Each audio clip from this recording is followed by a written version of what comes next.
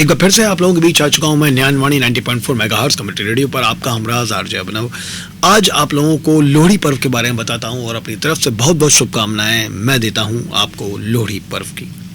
लोहड़ी उत्तर भारत का एक प्रसिद्ध त्यौहार है। ये मकर संक्रांति के एक दिन पहले मनाया जाता है। मकर संक्रांति की पूर्व संध्या पर इस त्यौहार का उल्लास रहता है।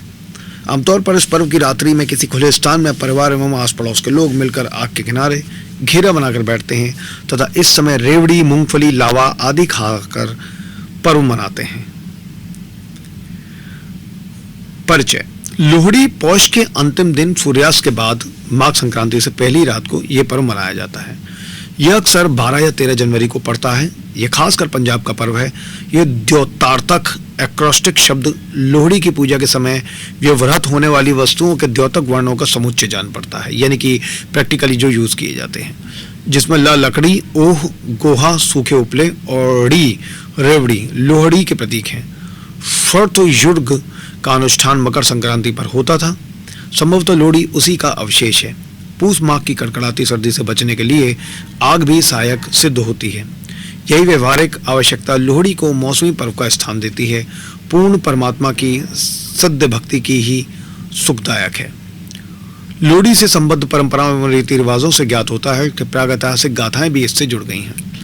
दक्ष प्रजापति की पुत्री सती के योगाग्नि दहन में याद में ही ये अग्नि जलाई जाती है। इस अवसर पर विवाहिता पुत्रियों को माँ के घर से त्योहार, वस्त्र, मिठाई, रेवड़ी, फलादी आदि भेजा जाता है। यज्ञ के समय अपने जमाता शिव का भाग न निकालने का दक्ष प्रजापति का प्रायश्चित ही इसमें दिखाई पड़ता है। उत्तर प्रदेश के पूर्वांचल में खिचड़वार और दक्षिण भारत के पोंगल पर भी जो लोहड़ी के समीप ही मनाए जाते हैं, बेटियों को भेंट दी जाती है। लोहड़ी से 20-25 दिन पहले ही बालक एवं बालिकाएं लोहड़ी के लोकगीत गाकर लकड़ी और उपले इकट्ठा करते हैं। संचित सामग्री से चौराहे या मोहल्ले के किसी खुले स्थान पर आग जलाई जाती है। मोहल्ले या गांव भर के लोग वहां पर आते हैं, गीत गाते हैं और अग्नि के चारों ओर आसन जमा देते हैं। घर और व्यवसाय के कामकाज से निपटकर प्रत्येक परिवार अग्नि की परिक्रमा करता है। रेवड़ी और कई कई मक्की के भुने दाने भी अग्नि की भेंट किए जाते हैं तथा यही चीजें प्रसाद के रूप में सभी उपस्थित लोगों को बांटी जाती हैं। घर लौटते समय लोहड़ी में से 2-4 दहकते कोयले प्रसाद के रूप में घर पर लाने की प्रथा भी है। जिन परिवारों में लड़के का विवाह होता है अथवा जिन्हें पुत्र प्राप्ति होती है, उनसे पैसे लेकर मोहल्ले या गांव भर में बच्चे ही बराबर बराबर रेवड़ी बांटते हैं। लोहड़ी के दिन या उससे 2-4 दिन पूर्व बालक बालिकाएं बाजारों में दुकानदारों तथा पथिकों से मुंह माया या महामाई लोहड़ी का जो दूसरा नाम है के पैसे मांगते हैं। इनसे लकड़ी एवं रेवड़ी खरीद कर सामूहिक लोहड़ी में प्रयुक्त करते हैं। शहरों के शरारती लड़के दूसरे मोहल्ले में जाकर लोहड़ी से जलती हुई लोकड़ी उठाकर अपने मोहल्ले की लोहड़ी में डाल देते हैं। ये लोहड़ी व्याहना कहलाता है।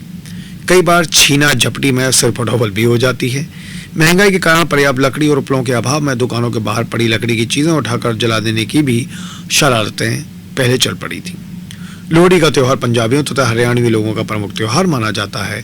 ये लोहड़ी का त्यौहार पंजाब, हरियाणा, दिल्ली, जम्मू कश्मीर और हिमाचल में धूमधाम तमाम हर्षोल्लास से मनाया जाता है। ये त्यौहार मकर संक्रांति से एक दिन पहले 13 जनवरी को हर वर्ष मनाया जाता है। लोहड़ी त्यौहार की उत्पत्ति के बारे में काफ़ी मान्यताएं हैं कि जो कि पंजाब के त्यौहार से जुड़ी हुई मानी जाती हैं। लोहड़ी का त्यौहार पंजाबियों तथा हरियाणवी लोगों का प्रमुख त्यौहार माना जाता है और इसकी उत्पत्ति भी अलग है। यह त्यौहार जाड़े की ऋतु आने का द्योतक के रूप में मनाया जाता है, यानी कि उसके साइन के रूप में। आधुनिक युग में अब ये लोहड़ी का त्यौहार सिर्फ पंजाब, हरियाणा, दिल्ली, जम्मू कश्मीर और हिमाचल में ही नहीं अपितु बंगाल तथा उड़िया लोगों के द्वारा भी मनाया जा रहा है। लोहड़ी का त्यौहार कई कारणों से मनाया जाता है। सबसे पहले यह त्यौहार सूर्यदेव की पूजा करने के लिए मनाते हैं। सूर्यदेव को जीवन का स्रोत माना जाता है और इस दिन सूर्यदेव का उत्तरायण होता है। उत्तरायण का अर्थ है कि दिन अब लंबे होने लगेंगे और रातें छोटी होने लगेंगी। इस कारण इस दिन को नए जीवन का प्रतीक माना जाता है। दूसरे, लोहड़ी का त्यौहार फसलों की कटाई का प्रतीक है। इस दिन किसान अपनी नई फसलों की पूजा करते हैं और भगवान से प्रार्थना करते हैं कि उन्हें अच्छी फसल प्रदान करें।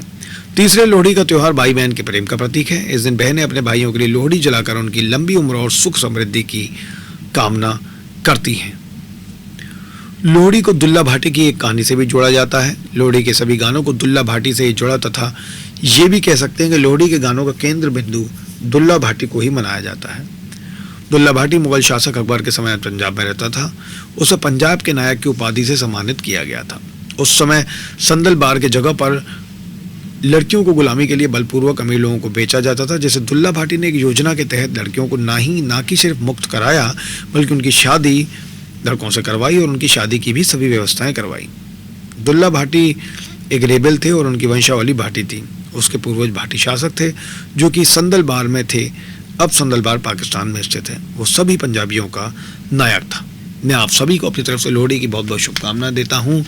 बने रहिए हम लोग के साथ ज्ञानवाणी 90.4 मेगाहर्ट्ज़ पर। Thank you so much.